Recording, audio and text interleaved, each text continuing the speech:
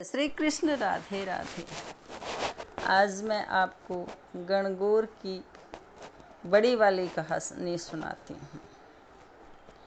मेरे साथ बने रहने के लिए मेरा चैनल सब्सक्राइब कीजिए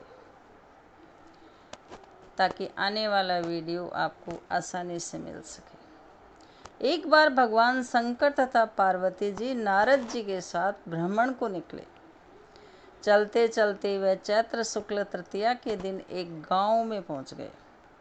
उनके गांव में आने का समाचार सुनकर गांव की श्रेष्ठ कुलीन स्त्रियां उनके स्वागत के लिए स्वादिष्ट भोजन बनाने लगी।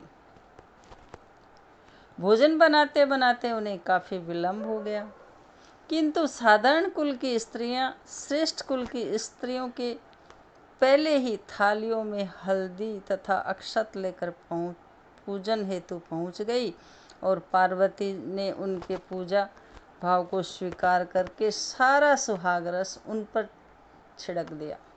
वे अटल सुहाग प्राप्ति का वरदान पाकर लौटी।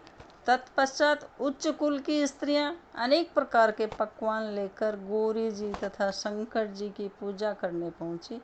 सोने चांदी से निर्मित उनकी थालियों में विभिन्न प्रकार के पदार्थ थे। उन स्त्रियों को देखकर भगवान शंकर ने पार्वती से कहा, तुमने सारा सुहाग रस तो साधारण कुल की स्त्रियों को ही दे दिया, अब इन्हें क्या दोगी? पार्वती जी ने उत्तर दिया, प्राणनाथ, आप इसकी चिंता मत कीजिए। उन स्त्रियों को मैंने केवल ऊपरी पदार्थों से बना रस दिया है, इसलिए इनका रस धोती से रहेगा, परंतु मैं इन उच्च कुल की स्त्रियों को अपनी उंगली चीर कर अपने रक्त का सुहाग रस दूंगी। यह सुहाग रस जिसके भाग्य में पड़ेगा वह तन मन से मुझ जैसी सौभाग्यवती हो जाएगी। जब स्त्रियों ने पूजन समाप्त कर दिया तब पार्वती जी ने अपनी उंगली चीर कर उन पर छिड़क दी। जिस पर जैसा छींटा पड़ा उसको वैसा ही सुहाग पा लिया। तत्पश्चात भगवान शिव की आज्ञा से पार्वती जी ने नदी के तट पर स्नान किया और बालू की शिव मूर्ति बनाकर पूजन करने लगी। पूजन के बाद बालू के पकवान बनाकर शिव जी को भोग लगाया। प्रदक्षिणा करके नदी तट की मिट्टी से माथे पर तिलक लगाकर 2 कण बालू का भोग लगाया। इतना सब करते करते पार्वती जी को काफ़ी समय लग गया। काफ़ी देर बाद जब वे लौट कर आई तो महादेव जी ने उनसे देर से आने का कारण पूछा।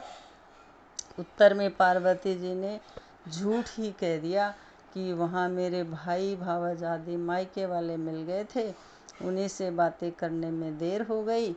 परंतु महादेव ही थे, वे कुछ और ही लीला रचना चाहते थे।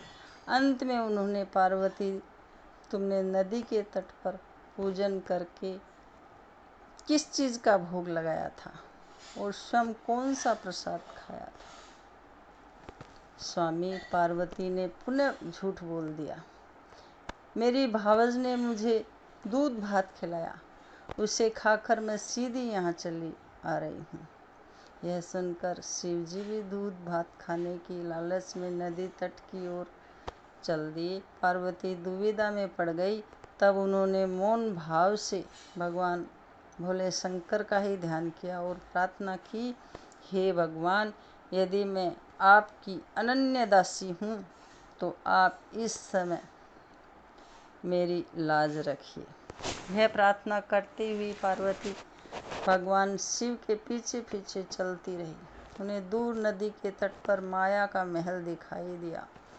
उस महल के भीतर पहुंचकर वे देखती हैं कि वहाँ शिव जी के साले तथा सलहज आदि परिवार उपस्थित हैं और उन्होंने गौरी तथा शंकर भावभीना स्वागत किया। वे 2 दिनों तक वहाँ रहे।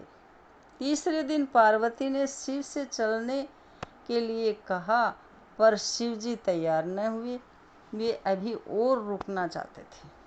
तब पार्वती रूठकर अकेली ही चल दी। ऐसी हालत में भगवान शिव जी को पार्वती के साथ चलना पड़ा। नारद जी भी साथ साथ चल दिए। चलते चलते वे बहुत दूर निकल आए। उस समय भगवान सूर्य अपने धाम को पधार रहे थे। अचानक भगवान शंकर पार्वती जी बोले, मैं तुम्हारे मायके में अपनी माला भूल आया। ठीक है, मैं ले आती हूँ, पार्वती जी ने कहा और जाने को तैयार हो गई। परंतु भगवान ने उन्हें जाने की आज्ञा न दी और इस कार्य के लिए ब्रह्मपुत्र नारद जी को भेज दिया। परंतु वहाँ पहुँचने पर नारद जी को कोई महल नजर नहीं आया और वहाँ तो दूर दूर जंगल जंगल था जिसमें हिंसक पशु विचर रहे थे। नारद जी वहाँ भटकते रहे और सोचने लगे कि कहीं वे किसी गलत स्थान तो नहीं आ गए हैं। मगर सहसा ही बिजली चमकी और नारद जी को शिव जी की माला एक पेड़ पर टंगी हुई दिखाई दी।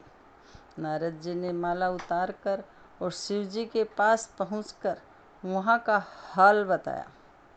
शिव जी ने हंसकर कहा, नारद, यह सब पार्वती की ही लीला है। इस पर पार्वती बोली, मैं किस योग्य हूँ? तब नारद जी ने सिर झुकाकर कहा, माता, आप पतिव्रताओं में सर्वश्रेष्ठ हैं। आप सौभाग्यवती, समाज में आदि शक्ति हैं। यह सब आपके पतिव्रत का ही प्रभाव है। संसार की स्त्रियां आपके नाम स्मरण मात्र से ही अटल सौभाग्य प्राप्त कर सकती हैं और समसिद्धियों को बना तथा मिटा सकती हैं। तब आपके लिए यह वह कौन सी बड़ी बात है? महामाये, गोपनीय पूजन अधिक शक्तिशाली तथा सार्थक होता है। आपकी भावना तथा चमत्कारपूर्ण शक्ति को देखकर मुझे बहुत प्रसन्नता हुई। मैं आशीर्वाद रूप में कहता हूँ कि जो स्त्रियाँ इस तरह गुप्त रूप से पति का पूजन करके मंगल कामना करेगी, उन्हें महादेव जी की कृपा से दीर्घायु वाले पति का साथ मिलेगा। ये जानकारी आपको पसंद आई हो तो लाइक करें, फैमिली फ्रेंड में शेयर करें, बेल बटन प्रेस करें ताकि आने वाला वीडियो आपको सबसे पहले मिल सके और कमेंट करें।